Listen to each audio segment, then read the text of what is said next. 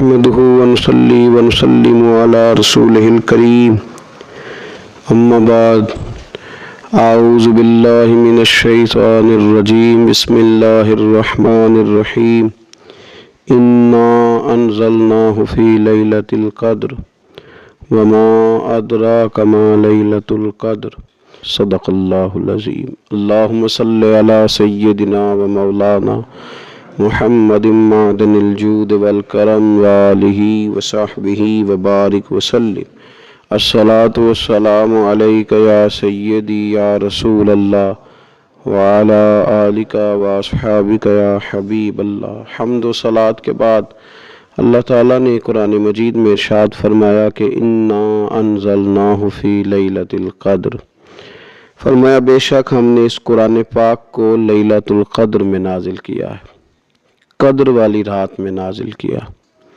وما ادراک ما لیلۃ القدر، قرآن مجید کے انداز پر غور فرمائیں۔ فرمایا تم کیا جانتے ہو کہ لیلۃ القدر کیا ہے، تمہیں کیا خبر ہو کہ لیلۃ القدر کیا ہے۔ اس کی اہمیت دیکھیے، میں کہا کرتا ہوں کہ صرف اس ایک فکرے کو دیکھ لیا جائے، وما ادراک ما لیلۃ القدر، اور تم کچھ جانتے ہو کہ لیلۃ القدر کیا ہے، تمہیں کیا خبر کہ لیلۃ القدر کیا ہے۔ لیلۃ القدر 1000 مہینے سے بہتر ہے۔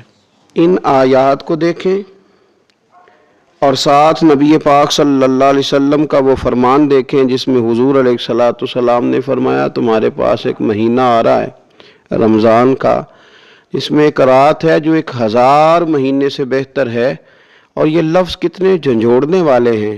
حضور علیہ السلام نے فرمایا جو اس رات محروم رہ گیا وہ ہر نیکی سے محروم رہ گیا، جو اس رات محروم رہا محروم ہی رہ گیا، اتنی بڑی بات۔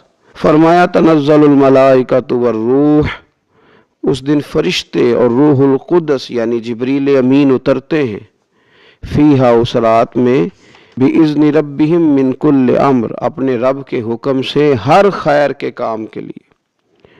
سلام، یہ رات سلامتی والی ہے، ہی حتی مطلع الفجر، یہاں تک کہ فجر طلوع ہو جائے۔ سرے شام سے لے کر مغرب سے لے کر فجر تک یہ رات سلامتی والی۔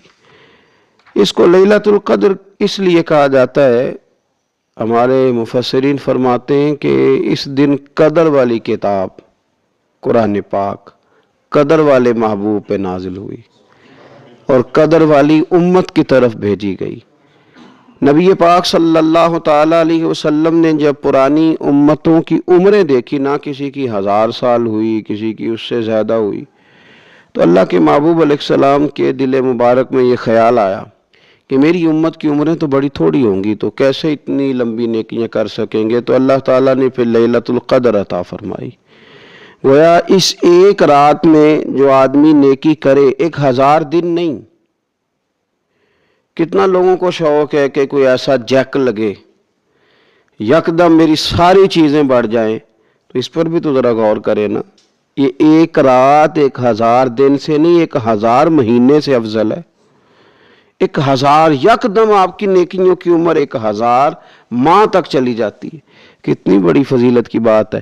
میرے رسول کریم صلی اللہ تعالیٰ علیہ وآلہ وسلم خاص توجہ دلاتے، اس رات کے حوالے سے خاص توجہ دلاتے، اور یہ رات کب ہوتی ہے؟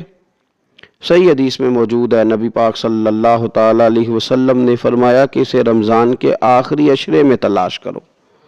گویا یہ جو 5 طاق راتیں ہیں نا، 21ویں، 23ویں، 25ویں، 27ویں، 29ویں، ان طاق راتوں میں اس رات کو تلاش کرو۔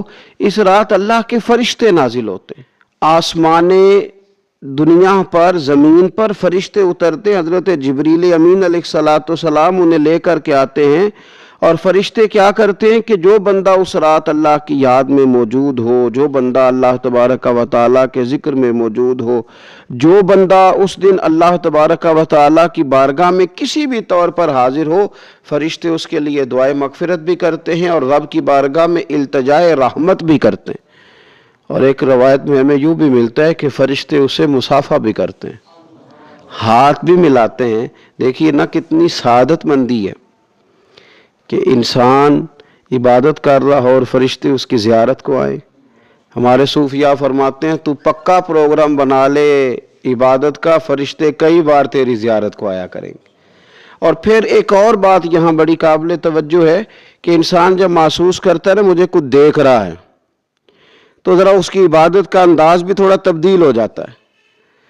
تو اگر یہ ذہن ہو ہمارا کہ ہمیں فرشتے دیکھ رہے ہیں اور وہ والی مخلوق دیکھ رہی ہے جو ہماری ڈائری ڈائریکٹ لے جا کے ہمارے رب کی بارگاہ میں پیش کرے، تو پھر کچھ زیادہ ہی توجہ مسلمان کی ہونی چاہیے، زیادہ ہی انہماک ہونا چاہیے، وہ کھو جائے.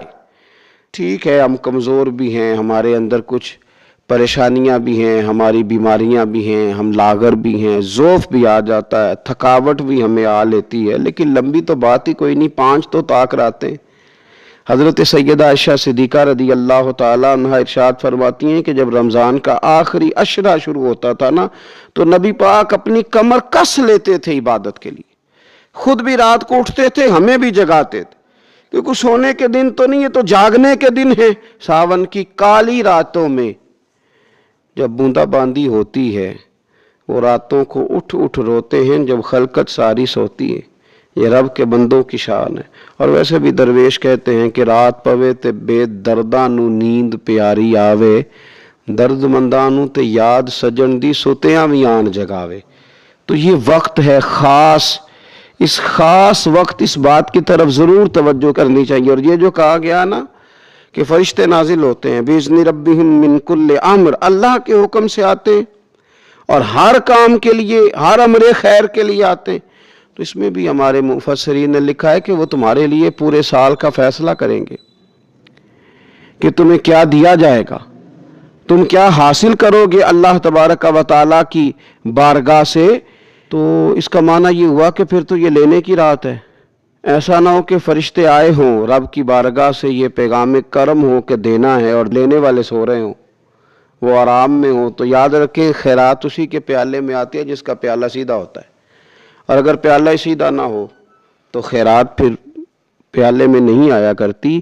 تو پھر اس کو جو کہا گیا نا کہ یہ سلامتی والی ہے، تو اس میں ایک اور بات بھی ہمارے پھر مفسرین نے لکھی ہے کہ اس رات، شیطان تو ویسے ہی قید ہے، اس رات بندے کا نفس بھی نہیں اسے تنگ کرتا. یہ طاق راتیں اتنی حسین ہے کہ تھوڑی سی بندہ ہمت کرے تو اللہ عبادت کے لیے اس کے دل کو قرار عطا کر دیتا ہے، اسے سکون ملتا ہے، طبیعت ٹھنڈی ہو جاتی ہے اور وہ بڑے ذوق کے ساتھ اللہ کی عبادت کرتا ہے. خوب بیداری کا مظاہرہ کریں طاق راتوں میں. میں نے رمضان سے پہلے مشورہ دیا تھا کپڑے وقت پہ خرید لو عید کے، اور وقت پہ سلا لو اور وقت پہ چیزیں لے لو. یہ جو خاص دن ہیں عبادت کے، یہ لوگوں کے بازاروں میں گزر جاتے ہیں. یہ زیادہ تر وقت ہمارا خریداری میں اور شاپنگ میں اور ایسے مہمل کاموں میں صرف ہو جاتا ہے کہ جن کی وجہ سے یہ خاص چیزیں جو ہمیں میسر آنی تھی ان سے ہم کئی دفعہ رہ جاتے ہیں. تو اس رات کرنا کیا ہے؟ زیادہ سے زیادہ کھڑے ہو کے رب کی عبادت کریں، قرآن شریف کی تلاوت کریں، استغفار پڑھیں. سیدہ طیبہ طاہرہ حضرت عائشہ صدیقہ رضی اللہ تعالی عنہا نے عرض کی یا رسول اللہ اگر مجھے یہ رات مل جائے تو کیا پڑھوں؟ تو فرمایا عائشہ تم یہ دعا مانگنا، اللہم انک عفو، اے اللہ بے شک تو درگزر کرنے والا، تحب العفو، اور تو درگزر کرنے کو پسند بھی کرتا ہے، فاعف عنی، ہم سے بھی درگزر فرما، ہمارے گناہوں کو معاف فرما. یعنی اس رات اللہ سے درگزر کا سوال کریں. جو لوگوں کے سامنے اپنی خطائیں ہوتی ہیں وہ تو ویسے ہی بیچارے ہر وقت معافی مانگتے رہتے ہیں. جن کے پیش نظر اپنی غلطیاں ہوتی ہیں، جو اپنے رب کریم کی بارگاہ میں حاضر ہونے کا ارادہ رکھتے ہیں صاف ستھرا ہو کر، وہ تو ویسے ہی معافی کے طلبگار ہوتے ہیں. تو یہ تو خاص چانس ملا ہے معافی مانگنے کا. تو بالکل سستی کا مظاہرہ نہ کریں، بالخصوص وہ لوگ جو اعتکاف میں موجود ہیں.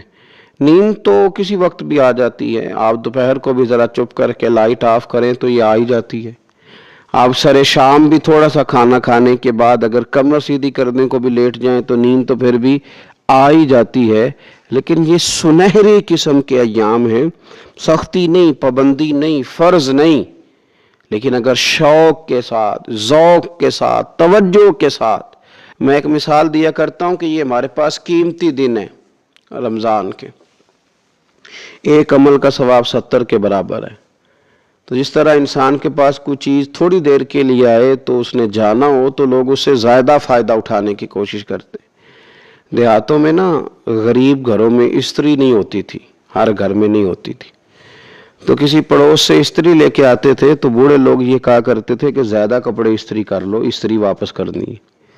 جس چیز کو واپس کرنا ہو تھوڑی دیر کے لیے ہمارے پاس ہو، اس سے زیادہ لوگ نفع لینے کی کوشش کرتے ہیں، تو یہ تو تھوڑے دن باقی رہ گئے، تاخراتیں تھوڑی رہ گئیں، زیادہ نفع لینے کی کوشش کریں۔ اللہ تعالیٰ اس سال جب فرشتے لیلۃ القدر پہ آئیں تو وہ امت مسلمہ کے لیے ایسا رحمت کا پیغام لے کے آئیں کہ دین پھر سے غالب ہو جائے، اسلام پوری دنیا کے اندر اپنے غلبے کے ساتھ سامنے آ جائے، کفر کا، ظلم کا، زیادتی کا، جبر کا ہمیشہ کے لیے خاتمہ ہو جائے۔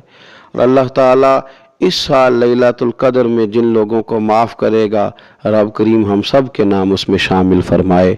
آخر دعویٰ ان الحمدللہ رب العالمین۔